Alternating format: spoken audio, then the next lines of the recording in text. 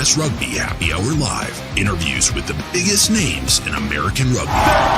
Consecutive MLR Championship, and Team USA make history in Paris. USA Rugby is heading to Australia. Here are your hosts, Bill Baker and that other guy.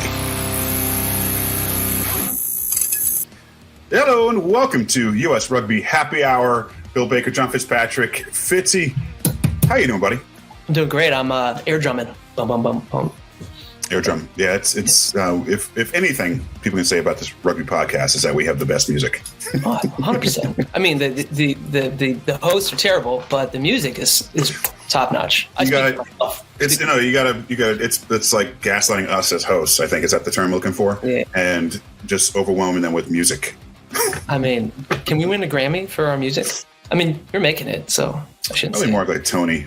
We probably have a better chance for a Broadway award, but yeah, that's not going to save. All right, Fitzy, enough of that. I am excited about not only today's show with USA men's sevens head coach Zack Test here in a couple minutes, but also this week kicks off Test Rugby, which I feel like we haven't had obviously haven't had a couple months. On Thursday.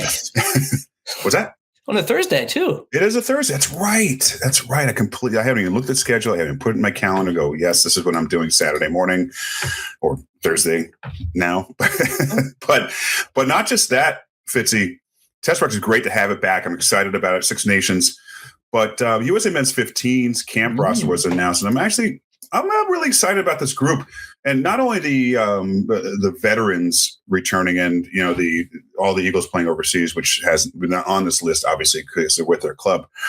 But I'm excited about the young guys. I'm excited about seeing Will Sherman in the mix. It's just camp, obviously. Seth Smith with the guys. He's not a kid anymore. Rick Rose. But also excied about Joe Mano, healthy. Yeah. Mooneyham, really hope he can get back into the mix. Mm-hmm. And I was actually...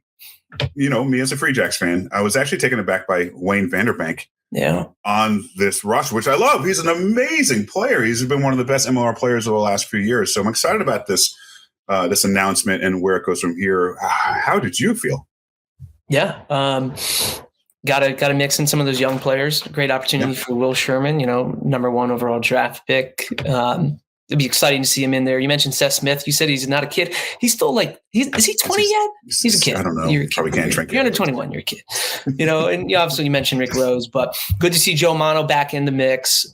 Exciting stuff, and obviously just doesn't include the overseas players. But first little hit out, get things going. Really important year coming up here. So excited. Yeah.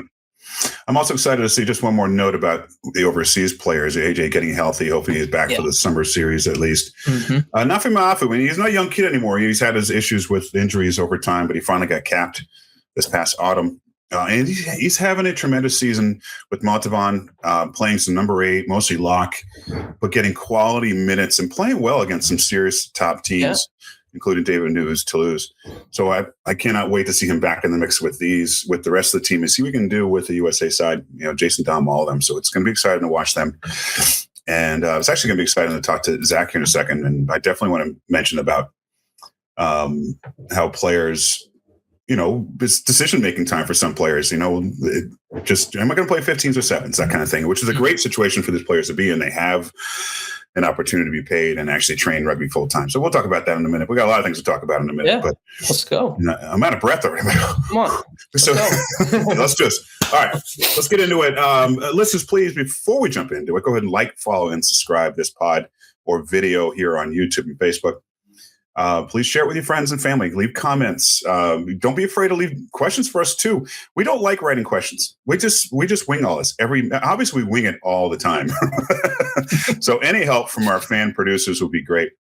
I really appreciate it. And a 5-star rating on your podcast player would be great as well. All right, let's do this. As usual, our jingle department has given us another great song. Kick it. And now, today's guest, with a list of accomplishments without embellishment. Golfer, Olympian, Eagle 462, US Rugby Hall of Famer, to name a few. Probably enjoys a little macrame too. We're not worthy. Let's welcome to the show, USA Men's Sevens head coach, Zack Test. There he is, our guest. I thought I said Zack Guest there at the second end of that song, but that would work. Zack, how are you, man? Good. Thanks for having me. That's an incredible intro. That's incredible from your department. That was awesome. It's all downhill from there. It's all downhill. First of all, welcome, Zack. And also, how are your macrame skills? I mean, are you making boho bags, plant hangers? How are you doing with that? That's a little trade secret, so I try and keep those cards close to my chest. Don't want to give out anything too on that. Well played. Zack, by the way, if we call you Jack, it's clearly an honest mistake. We've been communicating with Jack Hanready to get him on the show soon. And let's just say we've called him Zack. So it's an honest mistake. I apologize. No worries, man. All good. All right, so let's do this, Zack. Let's back up a bit, though. There's something funny I want to talk to you about before we dive right into the latest news with HSP 7s, everything coming up here. Something funny we talked about with Emily Budwell one time when she was on the show, and it was about her experience in Paris. And she told us a story of having no kicker on the field when Cedric scored the tying score. What she did say was that you didn't tell her that Spiff missed all of her warm-up kicks prior to the match, and she was kind of like, "I'm glad you didn't tell me that."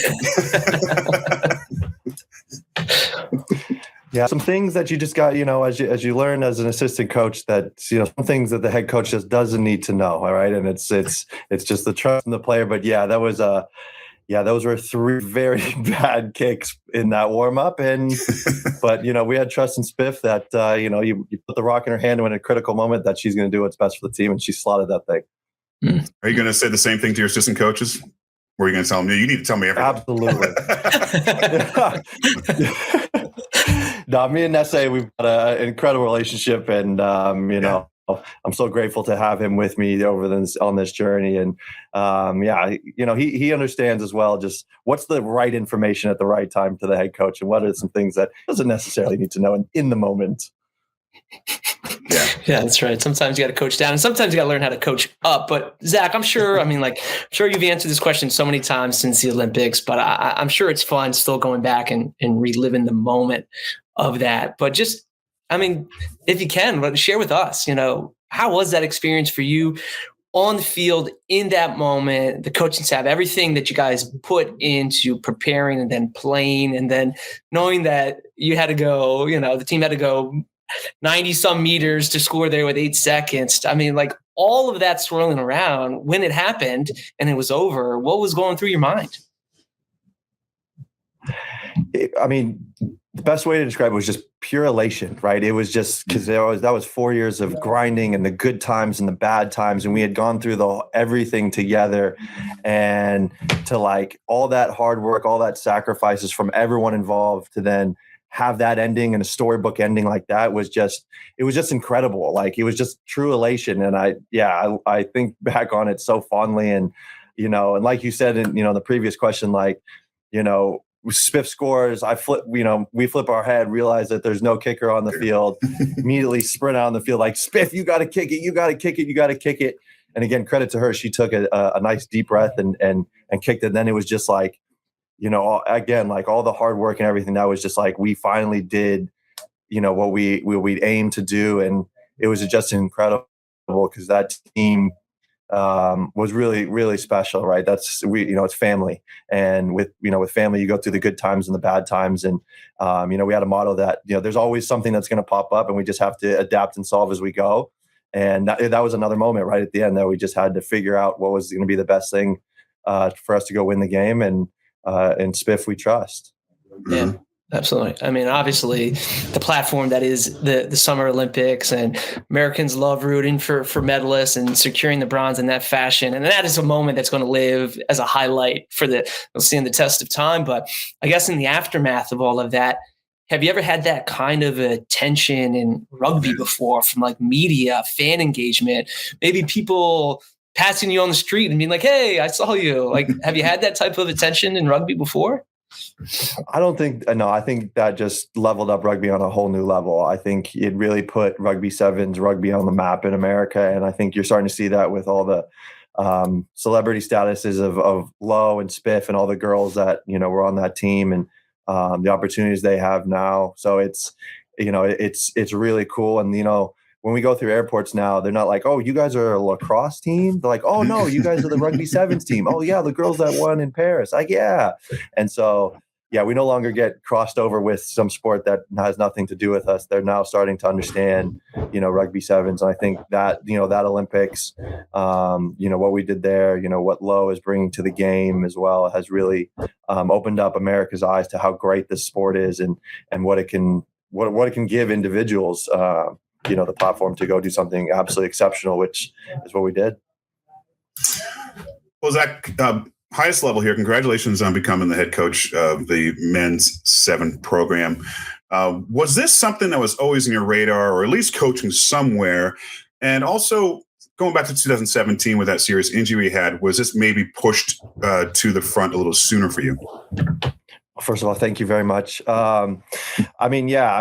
Coaching was always something in the back of my mind when I was a player. I started kind of coaching youth camps in 2011 and really found a lot of fulfillment from that, watching light bulbs turn on in kids' heads and watching their, watch what the game gave to them was really, really cool. And so I always thought that coaching would be a part of my future at some point. And of course, the injury, was was probably the hardest time of my life, having to go through that and staring death in the face and coming back on the other side. So it gave me a lot of gratitude towards life. And, and to be honest, like I didn't know what to do with myself, right? As an athlete, you basically have your whole identity around your playing experience. And then for it to be taken away from me in that moment, it was really hard to go through. And, it was a really tough year of getting myself back to fully functional and all that. And, I was, the game was, because I loved it so much and I couldn't be a part of his playing. It was hard to get back into. But, then started just kind of coaching a little bit, after the injury, coached San Diego State. And then it was just like, okay, like I'm feeling like this is for me because it's a way of still being a part of the game. And then had some successes as, through that. And, when people tell you, hey, you're doing a good job, you start to really believe it. And, when I was playing for this team, I always knew I wanted to try and get back to this role.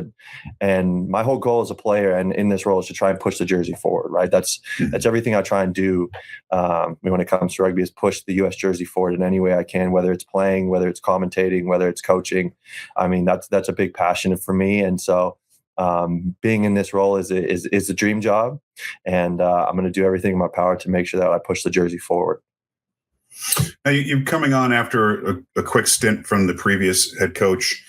What are some of the challenges or even the advantages maybe of already knowing this roster as well as you do? Yeah, I mean, it's, I was able to, help Mike, when they had to qualify for Paris. I took a group of the Falcons to Fiji 2 years ago. So I started to understand a lot of these young players, had connections with them.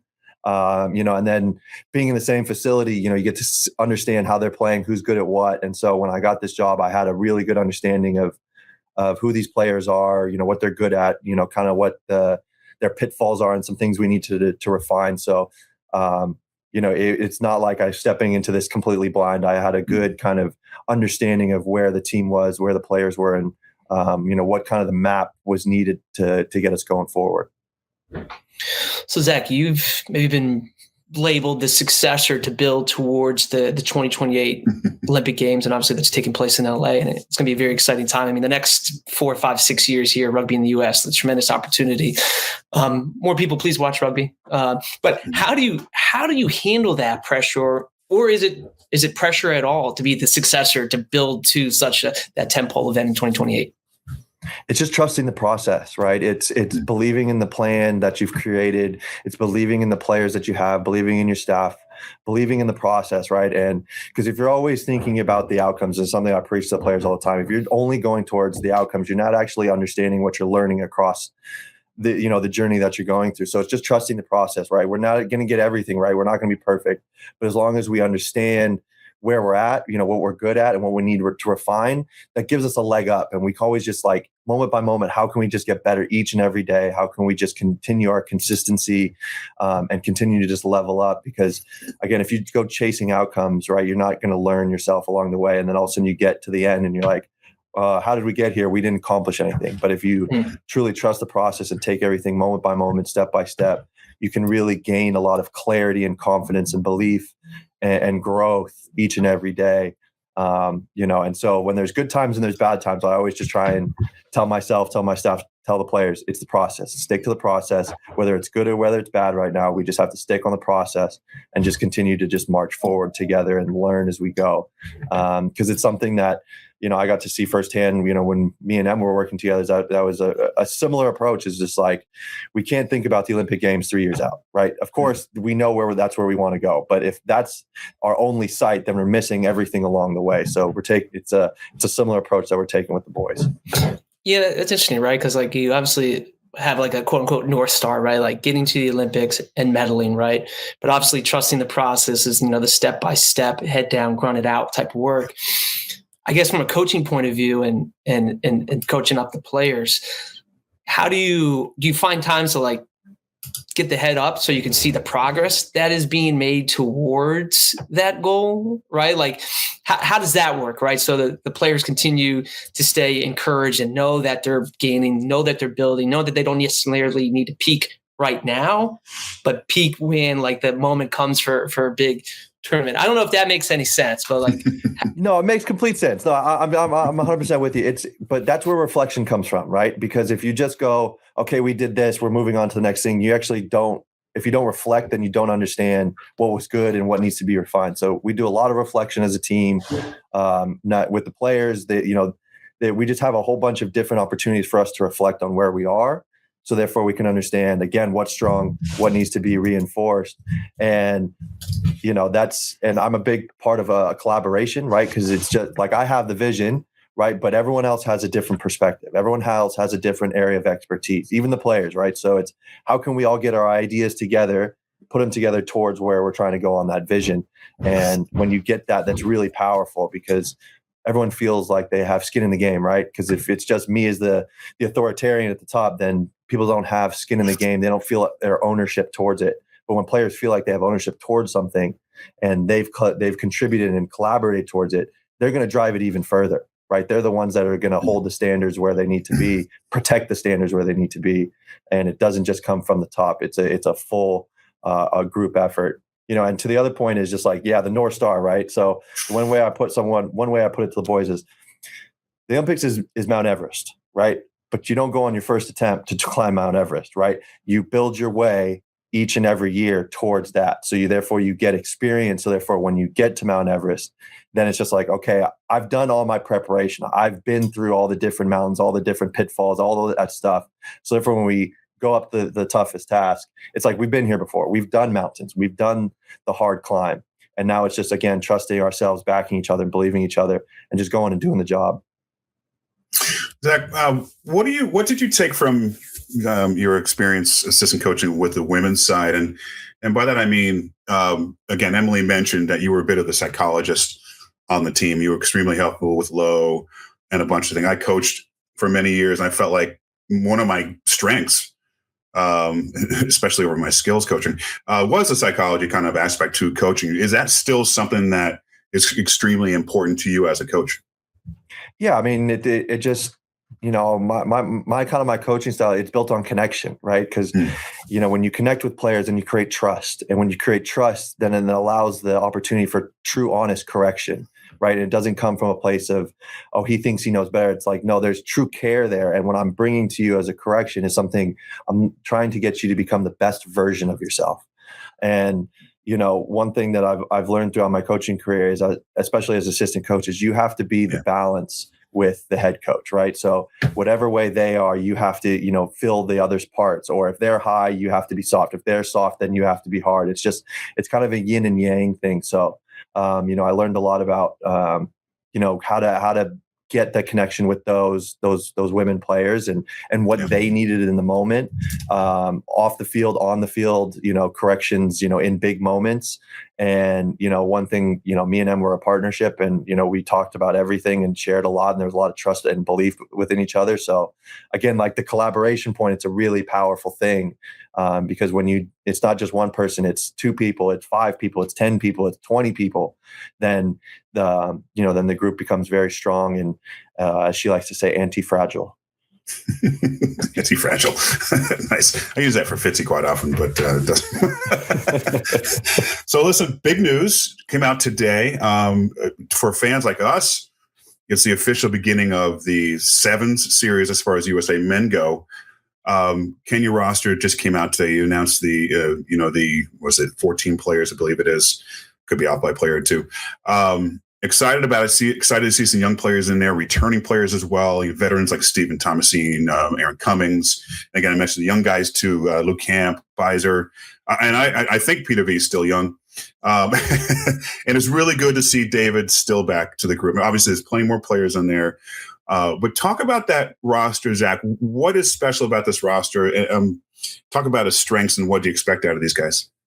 Well, coming off the back of Fiji, where we went for preseason, this roster is about continuing to build that cohesion and consistency of what we did in Fiji, right? And we went to Fiji to understand where we are, right? We weren't chasing winning the tournament because, again, like that's not what we're about. We're about figuring out what's strong and what needs reinforcement. So we're building off the back of that.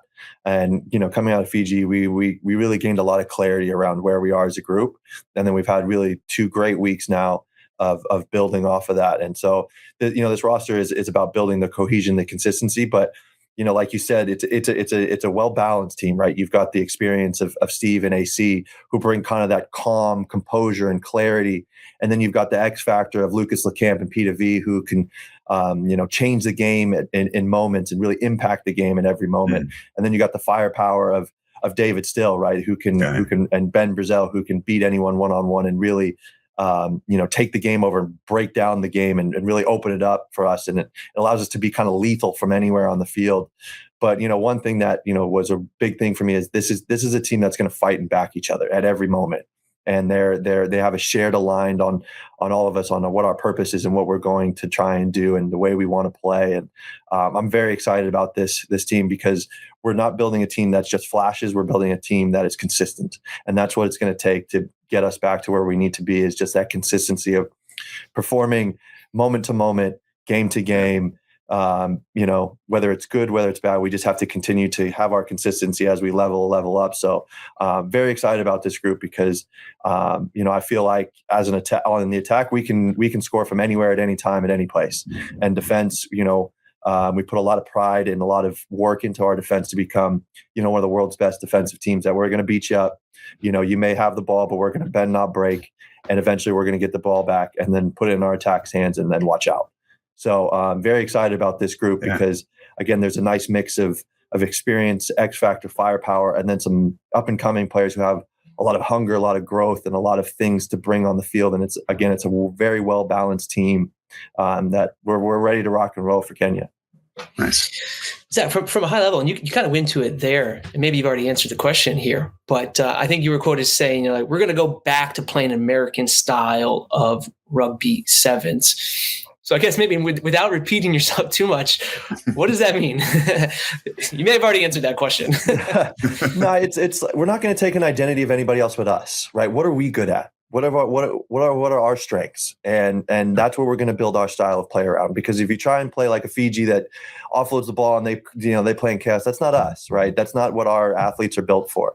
We're a team that, we're going to get going downhill, right? And once we get going downhill, again, we've got so many great players, X factor, firepower, pace and physicality, that just watch out, right? And it's going to be, built around what they're good at. And then on the defensive side of the ball is, we're going to outwork you, right? Whether or not you've got this style or that style, we're going to outwork you.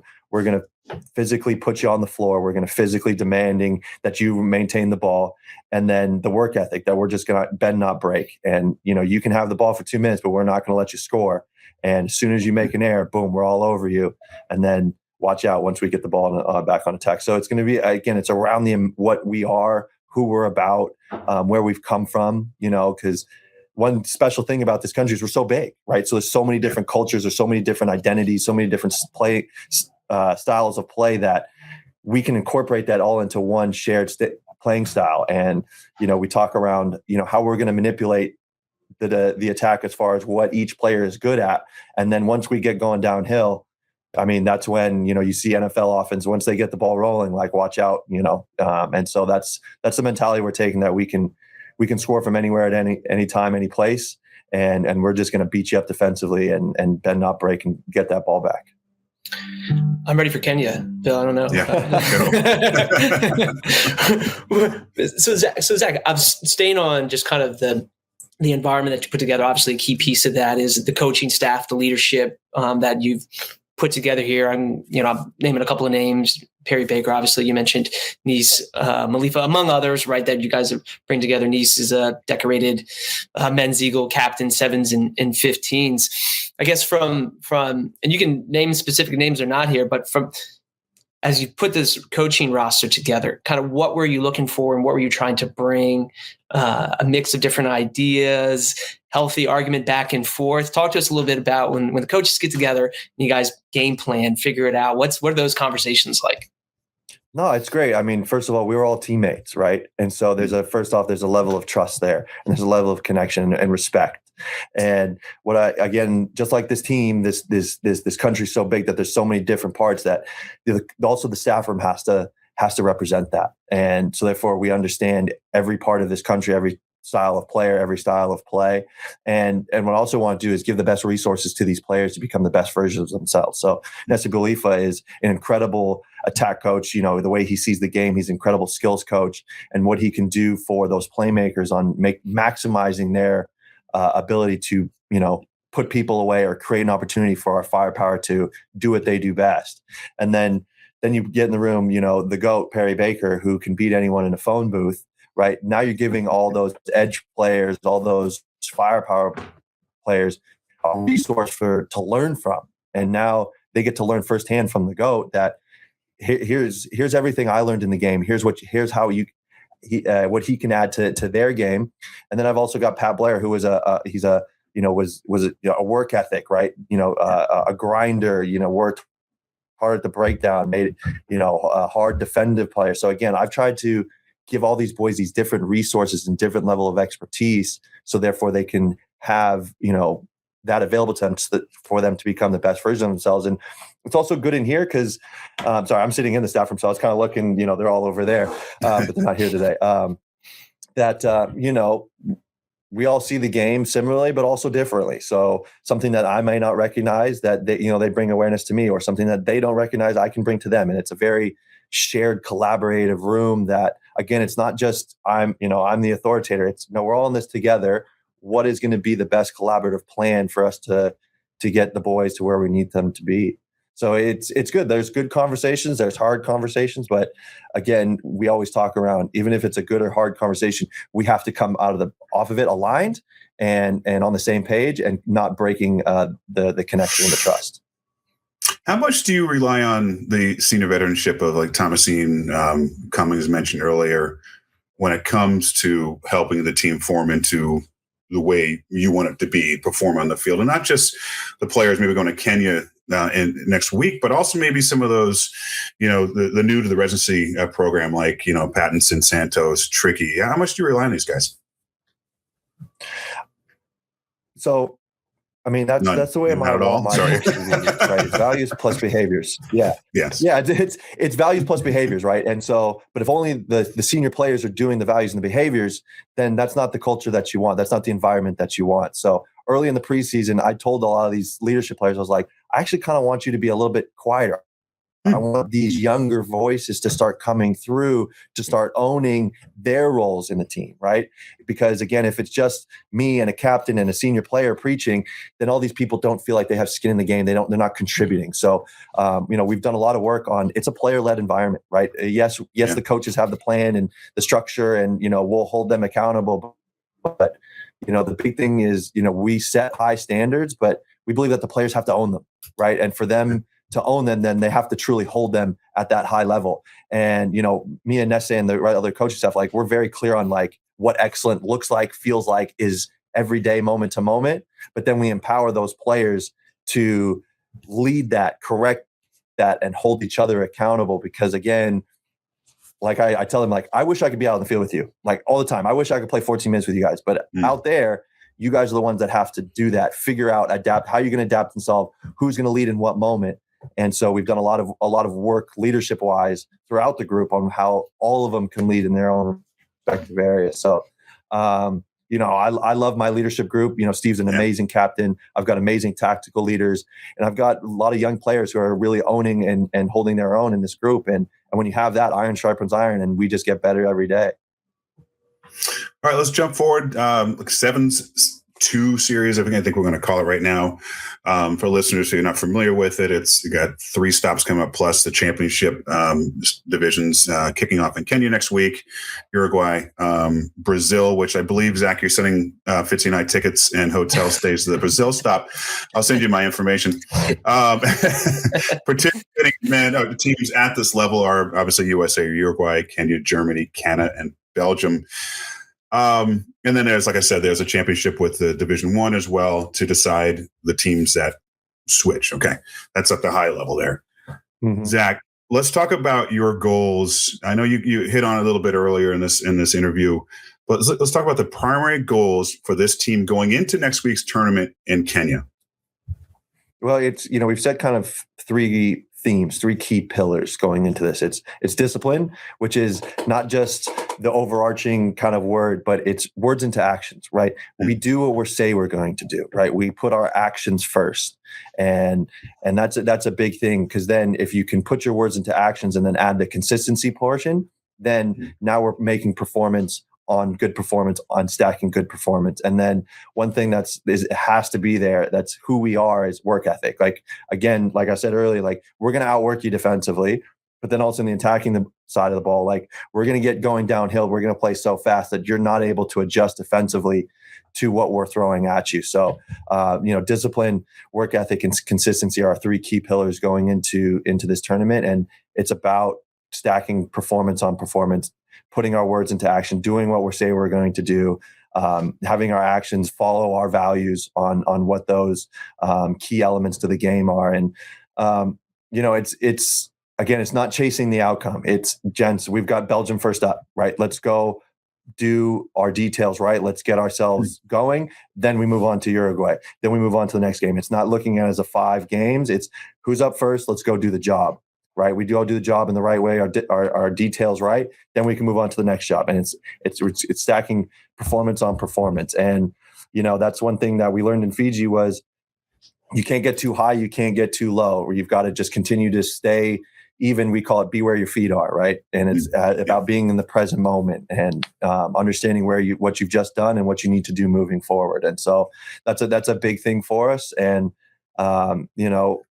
again, I've told the boys, like, it's just, this is our job. Our job right now, our mission is the legacy of this program. And we all have a duty to make sure we push this jersey forward. And here's our pillars of what we need to do. And to be honest, I'm so proud of them, how they've come together these last 7 months of preseason, how they've built their own connection, how they're holding each other accountable. And we can continue to do that. Again, the outcomes will take care of themselves. No, I know, Zach, I know you weren't the head coach at that time, but when the USA men's side was no longer in D1, now in D2, for whatever reasons through World Rugby, HSBC, was that a bit of a gut punch? Was that kind of like, what the kind of thing, and let's get our asses going and get back up there? Well, I think what it showed is you got to be grateful for every moment that you have in this environment, grateful for every moment that you're in the jersey. Because I think sometimes, this place is hard, right? Grinding every day here, really the big glory is the Olympics, and that's 4 years away. So sometimes you can lose a little bit of that appreciation and gratitude. And I think that was a reality check for that group last year was, hey, this thing isn't forever. Like, if you don't fight tooth and nail, if you don't get it right, it could be gone. So you've got to be grateful for every opportunity that you get to throw this ball around, because it's the best job in the world as a professional rugby player. You get to go play the game that you love with your best mates. You get to go travel the world.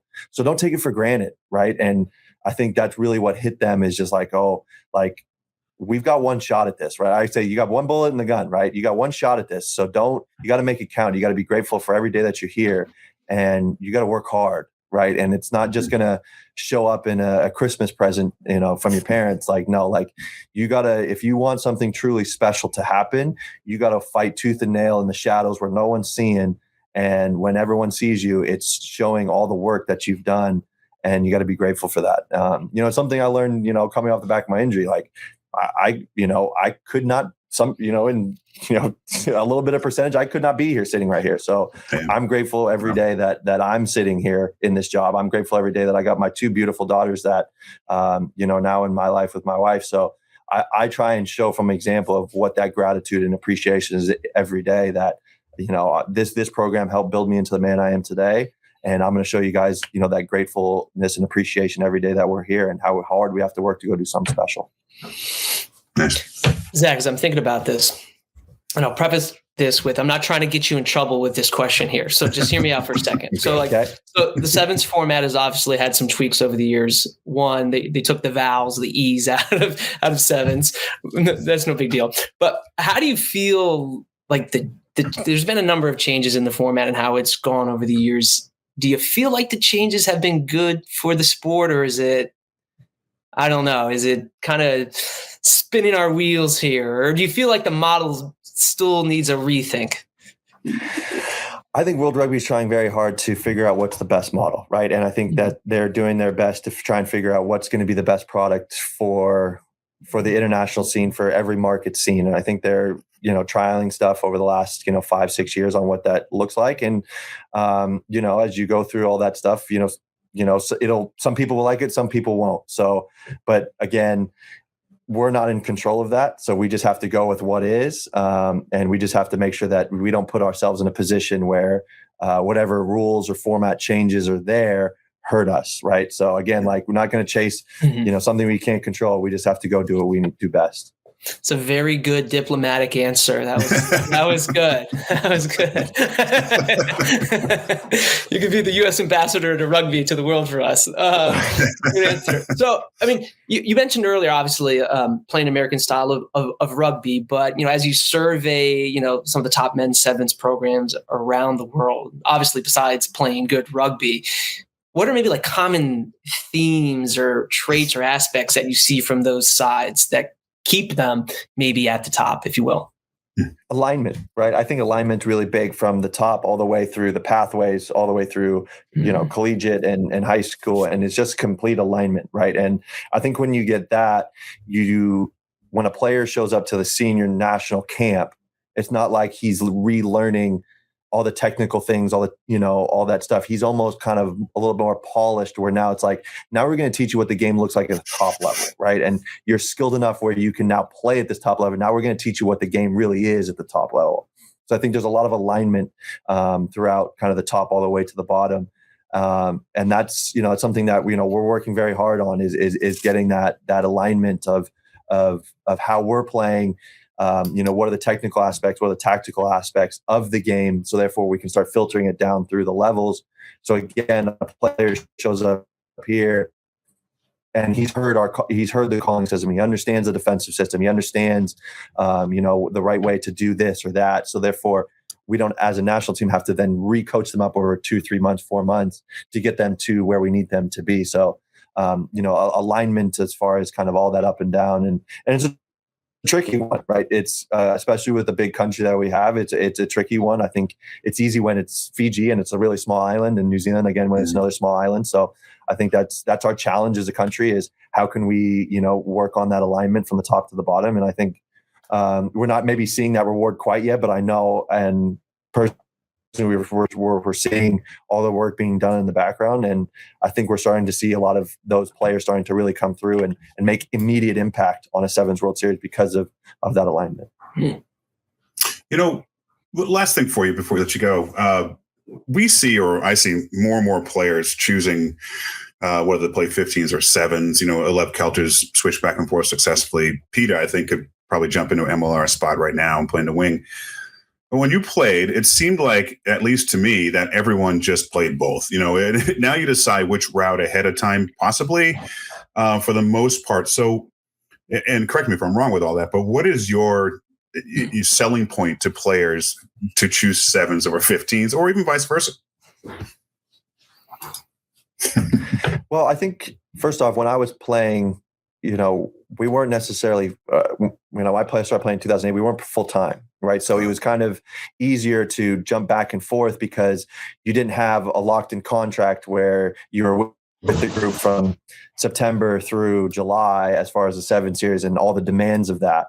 And so again, that's a tricky point of saying, the jumping the back and forth. I think one thing that we've done is on an HP level is collaborate on, hey, who are you interested in 15s? Who are we interested in 7s? What are the windows where we can get them into different camps and different spots to take a look at? But I mean, I can't be like, sell them to 7, sell them to 15s, because we'll play the game, right? At the end of the day, players need to play the game so they can understand the demands of what it is. And I think the old format was play 7 so you can get fit and skilled to then go play 15s. But it's also like the 15s now is also like they're also demanding the same type of things of fitness and skill. So we're also saying cross back over from 15s to 7s. And I think it's for players, it's where you feel like you're going to have the most impact on the field, right? If you're a skinny, tall guy, quick guy like me that can jump in the air, right? Yeah, you could play 15s, but you're probably going to get a little more rewards from the game playing 7s, rather than if you're a big brute that can just run through people, right? You could have impact on 7s, but you could also have that impact on 15s. So I think it's where the passion lies within the player, right? What do you enjoy? Which version of the game do you enjoy? And that's what you really should do, because at the end of the game, we love this game, right? And so whatever the joy you find in it, you're also going to work harder for it. So if you force a 7s player to 15s and he's not enjoying it, he's probably not going to perform very well. So it's selling to players like, what do you love to do? And if whatever you love to do, we'll back you and we'll get you better at it. Well, Zack Test, man, good luck in the 7th season here, but hopefully getting us back to the D1 level. No pressure. Good luck in Kenya. Good luck in the rest of the stops. And also, keep up in the macrame. I'm looking forward to seeing your stuff on Etsy. You got it, buddy. Yeah, I'll tag you in my next post. Right. I cannot wait. And give me a discount. Appreciate it. No, seriously, Zack, good luck, and we can't wait to talk to you again soon. No, thanks for having me on, gents. It was an absolute pleasure. Good talking to you both, and I hope you have a good rest of your day. You too. Cheers. Yep, I'm telling you, macrame. That's where it's at. What is that? I mean, it's a needling. It's a needling. It's needling. Needling. Should I just follow your Pinterest board? Is that what I should be doing? Yes, please. Look out for my pot holders and boho stuff. I love boho, obviously, by the dark. Boho. I thought that was like a neighborhood in Manhattan, isn't it? No, are you saying bolo like the tie? No, boho, like bohemian. Oh. Bohemian. You're too fancy up there in Woodstock, New York. There's a lot of boho in Woodstock, New York. It's like the whole thing. Oh boy, a lot of bohos. Fitzy, that was fun talking to Zack. Really fun, and it's got a lot of pressure on him. He definitely does. I mean, it is. I think it's a gut punch from the outside that we're not playing that at that top division, but that has to do with a lot of things. Not playing great, huge switch over from those senior leadership groups of like Perry when he's playing and all that, but then also just the different formats that World Rugby has done with it. So it's not, I don't know, is that the right thing to say? Not totally USA's fault? Well, I mean, to what Zack was saying, like you can't take things for granted. You gotta be grateful for what you earn. And certainly I think this is a tremendous opportunity for the men's 7s program to get back up there. And I think they relish that. I think they're excited about it. And it's there for the taking, right? We know the level of players we have. And from everything that Zack said, it seems like he and the staff are the right folks to do it. So, I mean, just lace them up and let's go play. Obviously not us, but them. Well, I'm in. I'm gonna go. I don't know what I'm gonna do, but I'm gonna play. John Fitzpatrick. Zack, I'm going to Brazil. We are. He did. Airfare. He didn't say no. He didn't say no. Yes, the new yes is no, right? No, wait, hold on. It's a whole different thing. We're not going to get into that. Got the cord here. Yeah. Whoa. All right. Enough of that before I say something wrong. Fitzy, thanks again, man. Great stuff. Always a pleasure to talk to these guests. They're amazing. They're so much fun. And also, listeners, once again, please like, follow, and subscribe, and share this show with anybody that you run into. Cheers, everybody. Have a great night or day.